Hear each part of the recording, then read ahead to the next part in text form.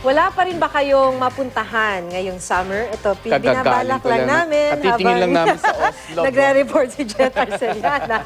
Bakit di niyo subukang silipin ang mga rock formation sa isang kuweba sa Romblon? O di kaya naman ang natatagong Twin Falls sa Bohol. Oh, pwede. Meron palang ganun. I like it. Tingnan nga natin yan. Makipasyal Pilipinas tayo kay Luan May Rondina.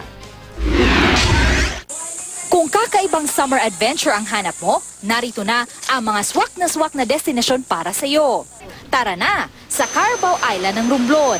Bukod sa Malaboracay na white sand beaches dito, patok din sa mga turista ang Batcave.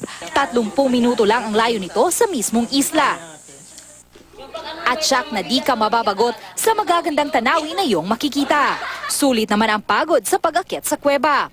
Pag sumalubong na sa'yo ang nagagandahang rock formation sa loob nito. Kapag nauhaw ka, may fresh buko juice na itinitinda pagbaba ng kuweba. Paalala naman ng lokal na pamahalaan, huwag tumulad sa mga pasaway na nagsusulat sa mga rock formation sa loob ng kuweba. Samahan niyo naman ako sa Bohol.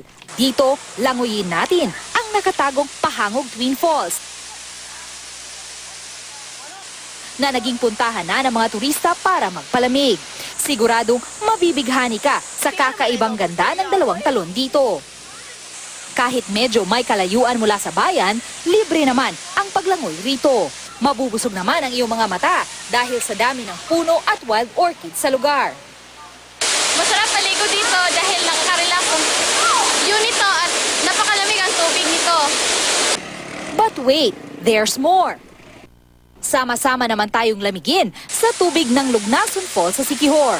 Perfect ito para sa mga madaling mapagod. Dahil 5 minuto lang mula sa bayan, nandito ka na. May lalim itong 5 hanggang 6 na talampakan. Na swak sa mga mahilig lumangoy. Libre rin ang entrance dito kaya pwedeng sumisid hanggang ikaw ay magsawa. Very cold here, Lugnason Falls. Ang ating last stop for today, isang bagong resort sa Merida, Leyte. Dito sa resort na ito sa Barangay Lundag, talaga namang mapapalundag ka sa lamig ng tubig.